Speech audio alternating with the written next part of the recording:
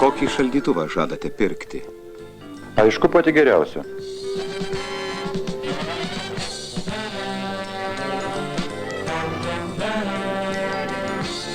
Tai tikriausiai 117 snaigė. Reikėtų susipažinti.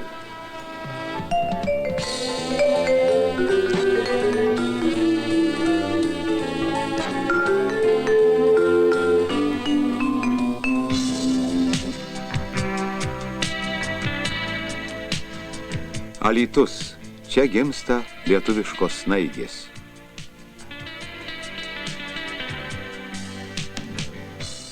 Pamenat 6-ąjį dešimtmetį. Tik svajoti galėjome apie talpų į Zil. Džiaugiamės sulaukę talonėlio nors kukliam Saratovui. Šaldytuvų stigo. 63-aisiais nutarta pradėti jų gamybą Pabaltijį. Visus nurungė Elfos konstruktorių siūlomas modelis medžio korpusu. Nutarta, gamins lietuviai. Tik kur? Tada sparčiai augančiame Alytuje buvo daug laisvų darbo rankų. Joms ir atiteko šaldytuvų gamyba.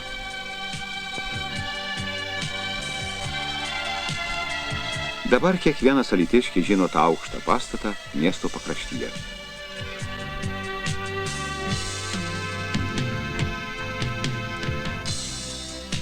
Šiandien sunku be prisiminti visus lietuviškų snaigių modelius. Jų būta net 14. Pirmąjį išleido 53 darbuotojai. Šiandien Alytaus šaldytuvų gamykloje arti 3000 žmonių. Čia vertinama ištikimybė savam kolektyvui, kasmet iškilmingai pagerbiami darbo veteranai.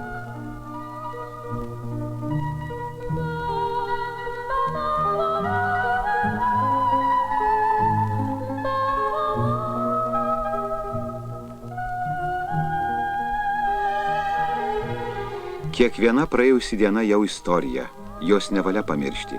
Įsiklausykime į veteranų prisiminimus.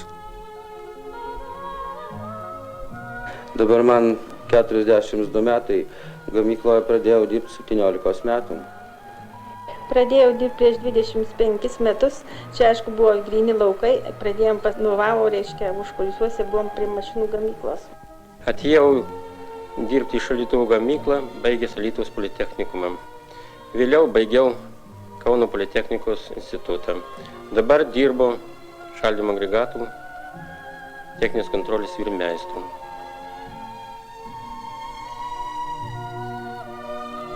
Pirmas įspūdis tai nekokis buvo, kai aš pradėjau dirbti, atėjau, tai tik tais tiesiog gamyklosgi nebuvo. Ėjau per kiemą ir susitikom direktorių, pirmą direktorių mūsų Zlotkų.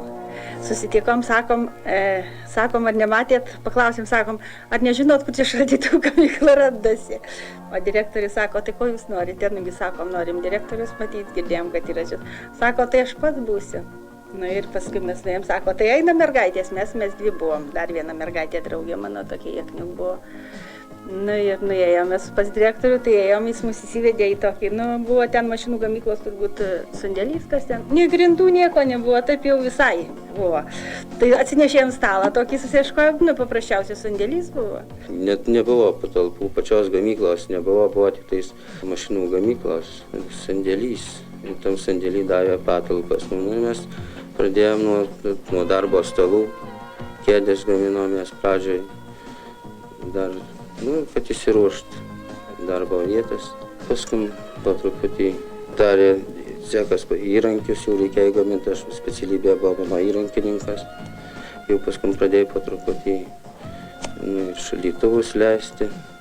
Mediniai buvo tiesiog tik snaigė šaldytuvas, medinių korpusų. Pirmomis dienomis tai išeidavo ar po vieną šaldytuvą, tik ten, žinot, nebuvo nei patyrimo, buvo nei žmonės neapmokyti. tą patį šaldytuvą rinko ir mokinosi kiekvienas.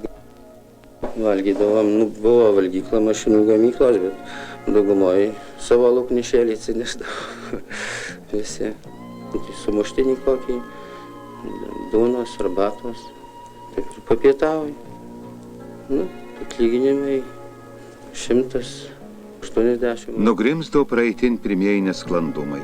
Patobulėjo gamyba. Kuo pasižymi naujieji modeliai, gerbiamas direktoriau? Šaldytuvai turi gerą bruožą. Visų pirma, produktai šaldytuve nedžiūsta. Kaip dar dėja daugelį šaldytuvų, kurie anksčiau buvo išleidžiami, šis reiškinys buvo neišvengiamas. Antra gera savybė, sakyčiau, tai elektros energijos ekonomija, naudojant mūsų snaigę 117.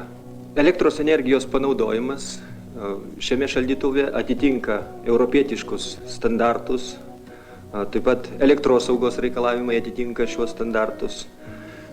Žymiai mažesnis šaldytuvo svoris, tas, žinoma, duoda didelę ekonominę naudą įmoniai, kadangi mažiau naudojama metalo, kitų medžiagų.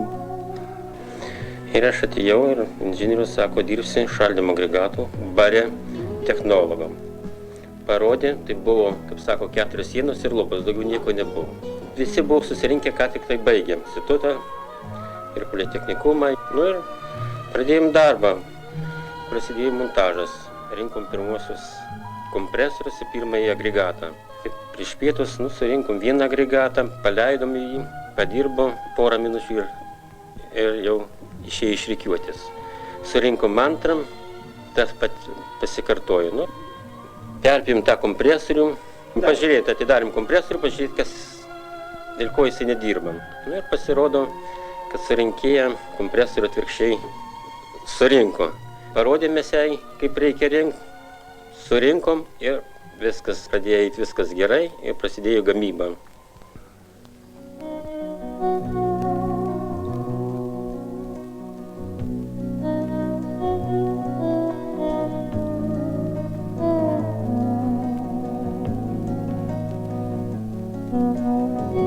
Mes pirmais 63, atrodo, metais pagamino gal 20 štukų, tai mūsų buvo spintelės ir viską, o pirmais metais mes 500 pagaminom. Trečiais 20, o jau 64 500 surinkom. O paskui jau planas jau augo. Perspektyva, sakyčiau, kad mūsų turėtų būti nebloga. Svarbiausia yra kadrų ir kryptis darbo yra nukreipta gera linkme. Ypatingai už kokybę sergama. Reikėtų dar technologiją pašlifuoti, kad galima, kaip sako, nebūt broko. Bet jeigu palyginsim nesiniai, prieš porą ar 3 metus pas mus broko buvo nemažai, tai dar mes jau beveik 2-3 sumažinome, kurie gaminiai šitie yra snaigė 15, pas mus broko vidaus labai mažai jau gaunasi, palyginus. Nei procentą nesikiek. Būna atskirom dienom nuo 0,8, nesminiai brokai, bet jau tokias.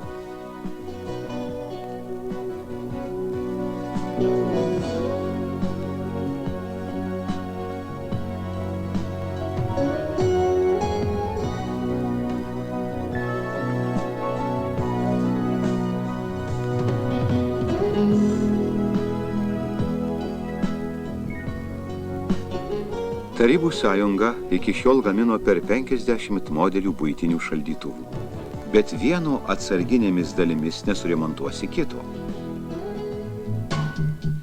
117 snaigė pradėjo naują tarybinių šaldytuvų kartą. Visi mazgai unifikuoti. Jų pagrindu bus galima kurti visą gamą naujų modelių.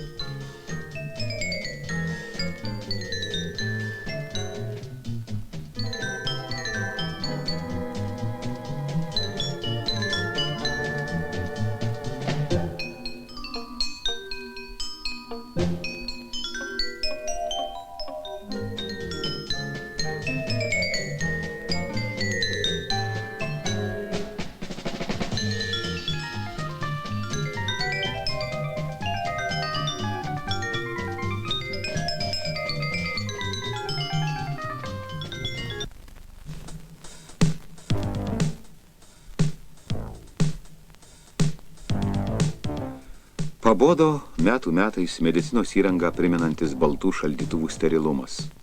Alytiškiai bene pirmieji ėmė spalvinti dureles. Kiekvienos šeimininkės akiai mielas spalvotos snaigės akcentas virtuvėje.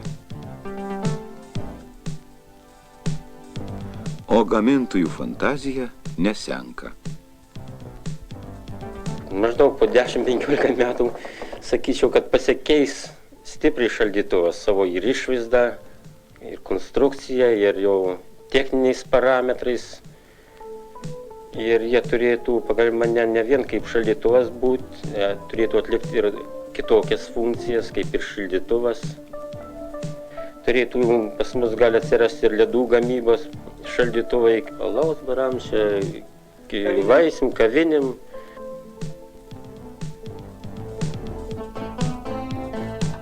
Neseniai baigta naujoji linija sujungė gamybą į vientisą ciklą, nuo geležinkelio iki gatavos produkcijos išvežimo.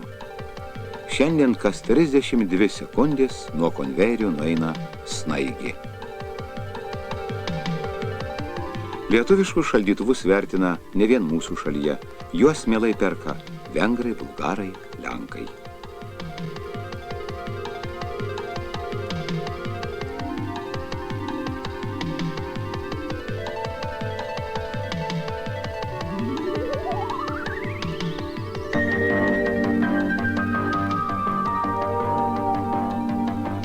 Keliauja snaigė net už vandenyno.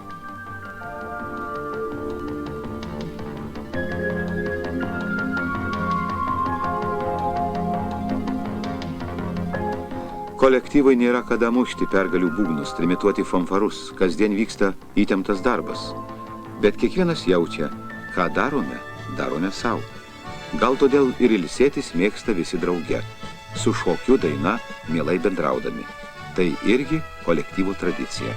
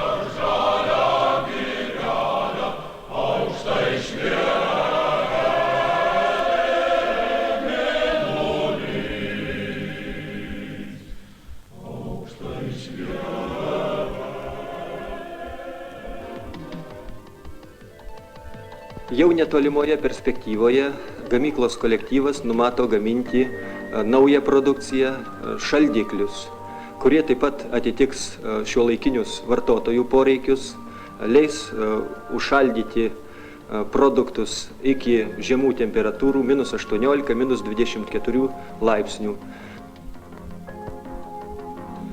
Šiandien visi mokomės naujai mąstyti, išradingiau dirbti, demokratiškiau tvarkytis, teisingiau gyventi. Tad kokios lietuviškos snaigės kūrėjų svajonės persitvarkant? Norėčiau, kad žmonės sakytų tik teisybę, grynai vien teisybę.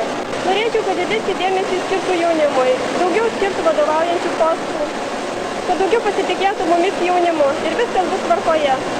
Svajoju, kad gamyba būtų pilnai mechanizuota, moterys nedirbtų kenksmingose sąlygose ir kiekvienas snaigiškis turėtų atskirą butą.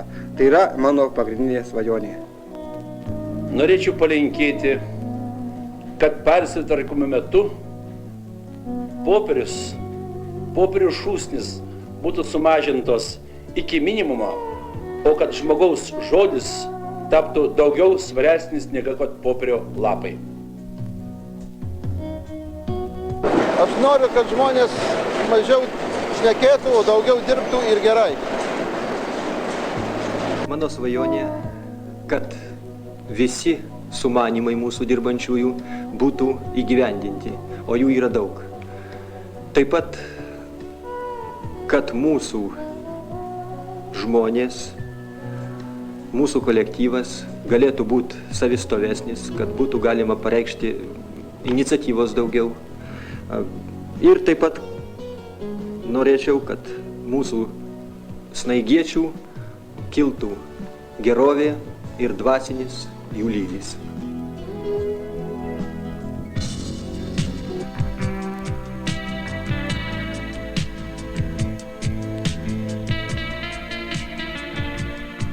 Tai kurį vis tik išsirinkote? Aišku, 117 snaigė.